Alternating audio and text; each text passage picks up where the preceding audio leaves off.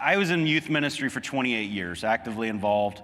Of course, I'm including the time that I was a youth myself, as I preached my first sermon at 11 years old at our youth department. I still remember my sister laughing at me in the back the entire time. But probably by 12, middle school, I was already kind of the youth department secretary. I was already doing a lot of things. I was very involved in youth ministry and was involved 28 years of activity there. And so a lot invested, learned a lot of things, sowing into teenagers. I was never the youth department profile. Like, again, we talked about in the last workshop of you don't have what it takes. No one looked at me like, yeah, let's put him over the youth department. It was, again, one of those things like, well, we can throw Chase in there. So it's like, I don't think he has what it takes. Like, I didn't have to hear that sermon to know this guy does not look like a youth pastor. Nevertheless, I was there 28 years, and as the unwanted temp. And so anyway, but after that time, then a couple years ago, stepped out of youth ministry, and we have Carter. You'll get to meet him, see him in a little bit before this workshop's over. Step in as youth director, but I remember my final year in youth ministry. I thought I was going to retire from youth ministry 10 years prior. So I'd been like, okay, this is it. This is the last hurrah. Another 10 years later. So I'm in prayer before God and concerning youth ministry and what do I impart, Lord? And it was just like, Lord, I feel like I'm on empty. Like there's nothing. Like all I have is these sermons to preach. And it was just, and I was just worshiping the Lord, and this song rose out. I was just worshiping the God, worshiping Jesus, what a wonder you are. I was just singing that, and God brought to my spirit. I used to have this thing that I did with my girls called Rock and Sing when they were babies, and I would, we said, you can go have Rock and Sing, and I would rock and we'd worship God together, and then I'd lay them in the crib, and I was thinking about being a dad, and I was thinking that crib season is over. They're all too big for the crib. It's over. And he said, you're feeling this way about youth ministry because your season's over. Your season is changing. And so it was wonderful. There's wonderful things about it, but there's a new season. There's other things that need to happen. And so God was preparing me to transition out. And so we had this wonderful God-orchestrated thing to bring Carter in. And anyway, I gave my last message to the teens, and it was very anticlimactic. It was not like the teens were not like broken down sobbing. There was it's like the only one that was really emotional was me, maybe. And they were like, okay, let's go to the snack bar. So that was kind of the feel. It's like it wasn't this big moment for them because what was already happening is because the team was already come up so well. And they were already forming these other relationships that by the time I was gone, I wasn't really even that missed. I mean, the 30-year-olds, some of the younger 30s and the later 20s was, oh, I remember these days with Pastor Chase. It wasn't like that when I was like all these new people. Was like, yeah, he's a guy that stands up and talks every now and then. There wasn't this deep thing for them, and so it wasn't like going out with a bang, and it wasn't. And I came to the realization it was good. It was good. But I came to the realization but at the end of my term with youth ministry, I felt more like a rag that was wet, that you were squeezing it to the very last drop that you can wring out of that thing, and I had dripped my last drop, and I was done. That's what it felt like. And it just hit me. It's like, I think that's how I want it to be. I'm done. I'm empty. It's all given away. There is nothing left to give. And God has put people in place to run with the vision. And I think we have this idea sometimes like if we're going to retire, we're going to go out with a bang. But I think it's more like we should go out like there's nothing left to give and it's already been given. And so the first question that I would ask is like, what are you giving them? What are you giving them? They have what you gave them and now you aren't needed. because whatever you give them is what they'll have. Hebrews 12:2-3, looking unto Jesus, the author and finisher of our faith. It wasn't the author and finisher of his own faith. The author and finisher of our faith, who for the joy that was set before him endured the cross, despising the shame, and has sat down on the right hand of the throne of God. For consider him who endured such hostility from sinners against himself, lest you become weary and discouraged in your souls. I have in my notes that Jesus didn't go out with a bang, so he went out with a cross and an unfinished mission. He did go out with the bang of the fact, I mean, it's pretty epic. There's an earthquake and the veil is rent and all that, but still probably not the bang of that what you would expect. It was still a cross. It still was his followers that had deserted him. It was still an hour of darkness. I mean, he went out very anticlimactic, so it would seem, but to quote Bill Wilson, it's not what you accomplish in life, it's what you set in motion.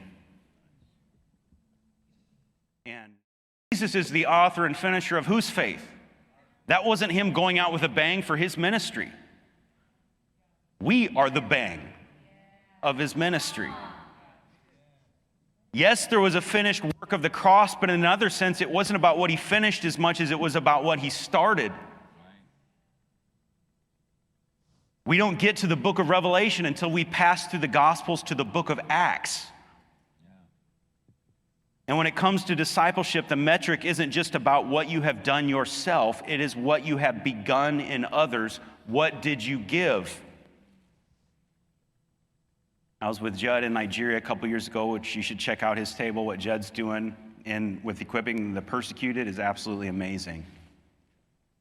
And you should support that financially and do everything that you can, because it's an amazing work. But in Nigeria, you can see, just observing, he had me a couple years ago, we did just basically a conference on this is a football for like Christianity. And because they have a lot of charisma and a lot of excitement, a lot of the spirit, but they don't know much about the Bible. They needed teaching.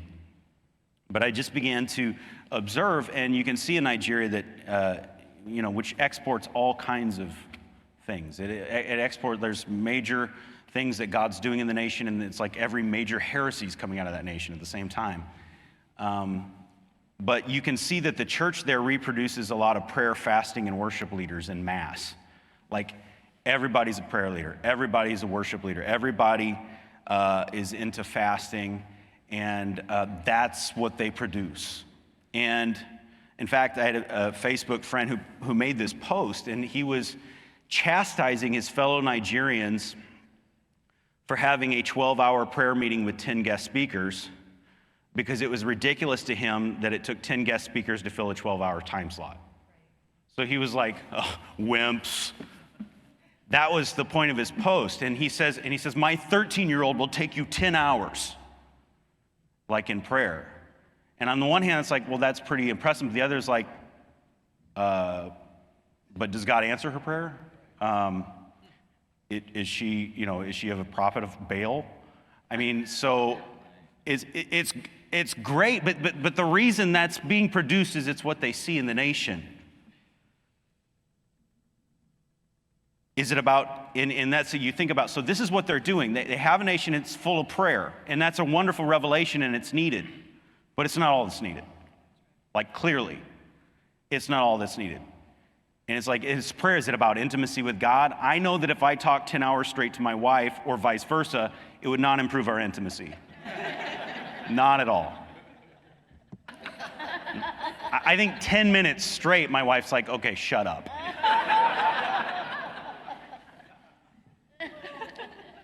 And I'm not belittling long intercessory prayer, but I am using this as an example to ask, what are we actually doing? What are we training the next generation to reproduce?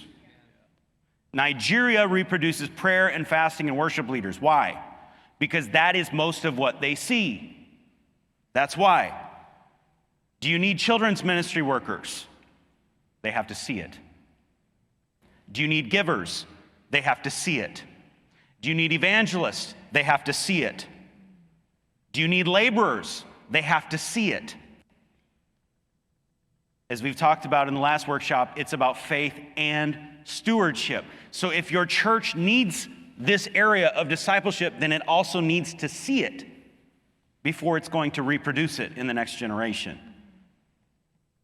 Being a teacher, the preaching and teaching and doctrine of the Word at Cornerstone built and nurtured the giftings of God inside of me. But it's actually living the Word that builds sustainable character. And character is more important than gifting. Your people need to live the Word, not just hear it. They need to hear it, see it, do it, all of it. If you train people in their gifting, it will make them better. And then if you train people outside their gifting, because you'll always be, oh, that's not my area. If you train them outside their gifting, it will grow them in their character.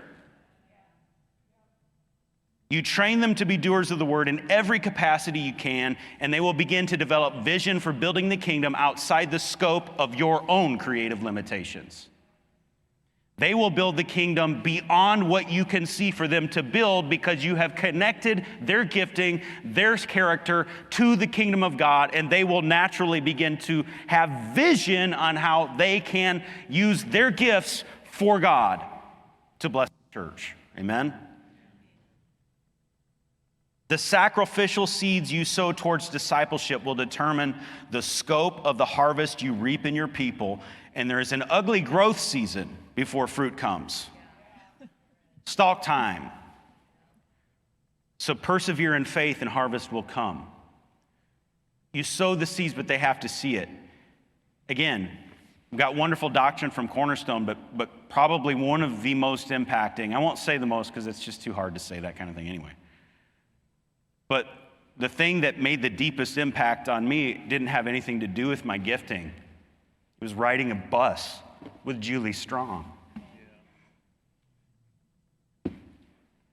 That gave me character that I don't get sitting in a pew. Right. Because I saw a woman with very little gifting. I don't say that with any condescension whatsoever. Her life was terrible. Her kids were terrible. Her husband was terrible. She had nothing. She was a face in a sea of faces in a crowd that attends church that was not in the who's who, was not well liked. She could be crass. But she laid down her life for kids. And she was in their homes. She was in their lives. And she lived completely consumed with that. She was all in. John 12:24. I tell you the truth, unless a kernel of wheat is planted in the soil and dies, it remains alone. But its death will produce many new kernels, a plentiful harvest of new lives. What are you giving them? What did Jesus give his disciples? Give them everything. But there are a couple things you cannot give them, because it's important to say that. You cannot give them a permanent relationship status. John 16:7, Jesus says, nevertheless, I tell you the truth, it is to your advantage that I go away. For if I do not go away, the helper will not come to you, but if I depart, I will send him to you. You can't lock in on your favorite, most nostalgic period in your Christian life and keep everything the same. You can't trap yourself in the glory days, and you can't trap them in their place of when it was glory days for you. Life will change. Your relationship status will change. Your baby girl will not always be a baby. And you can't always trap them as your baby. You won't always be there for them in the same capacity. You are not their everlasting father, and they are not your everlasting infant or worker drone. They won't always need you in the same capacity, and that is good. It is called maturity. Maturity. You cannot give them a permanent relationship status. And you can't give them perfection before promotion. You need to say that too, because John 16:12, Jesus says to his disciples, I still have many things to say to you, but you cannot bear them now. He said in John 16:31-33, Jesus answered them, do you now believe? Indeed, the hour is coming, yes, has now come, that you will be scattered, each to his own, and will leave me alone. And yet I am not alone, because the Father is with me. These things I have spoken to you, that in me you may have peace. In the world you will have tribulation, but be of good cheer, I have overcome the world. You will not bring your disciples to perfection before the time for their promotion arrives.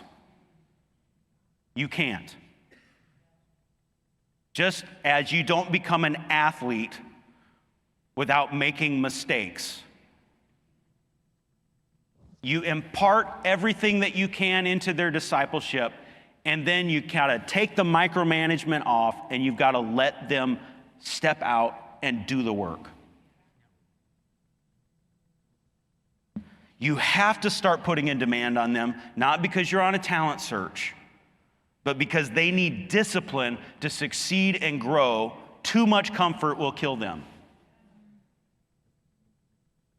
They will have what you give them, but there are some things you cannot give them. You cannot wait till they're perfect before you promote them. That means you've held on to your position too long, and you have missed your own transition to what God had for you. You give them, get them in the best place possible, and know when the season is. I mean, think about the faith that Jesus had to let go with these guys. Like, they all abandon him when he's crucified. He's like, yep, they get the ministry. You won't promote them. You don't wait till they're perfect. You wait till your mission is done.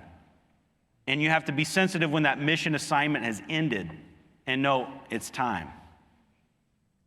And if you're concerned about what that transition is like, make sure that you prepared them adequately. Not like, I don't want to transition, I don't want to transition, I don't want to transition, I don't want to transition. I have to transition. Then you have created a nightmare situation. This is why discipleship is so important. And now you aren't needed, so move on. So what am I saying there? Mark 1:37-38.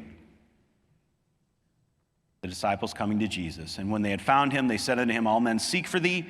And he said unto them, let's go into the next towns, that I may preach there also, for therefore came I forth. Here's his opportunity to build his ministry empire. He is the famous preacher of Capernaum. Is everybody seeking for you? Jesus like, okay, we're done. Let's go get somebody else. There's a point when you can be tempted to just build your empire, or you can see it's time for them. It's not, that seed is germinated, it's successfully in the ground, the seed is planted. Now it's time to plant some more seeds. So when it feels like you aren't needed, it's not that you're not needed, it's you're just not needed in the same capacity. I was at a church conference where it was a sea of silver hairs. And a reoccurring theme at this church conference was the complaint of we're being pushed aside. There's no honor. I heard it again and again and again. And then I looked at how they ran their nurseries. And sure enough, there was no generational vision. And it tells the story, because while that is true, that has happened, that's a thing, that the older, wonderful ministers of God are feeling pushed aside and not properly honored and reverenced. But the reason some of this is happening is because the younger generation has no buy-in in the nostalgic vision of the older people. They don't connect to God in the same way. They weren't there in the Kenneth Hagin meeting. They weren't there. And so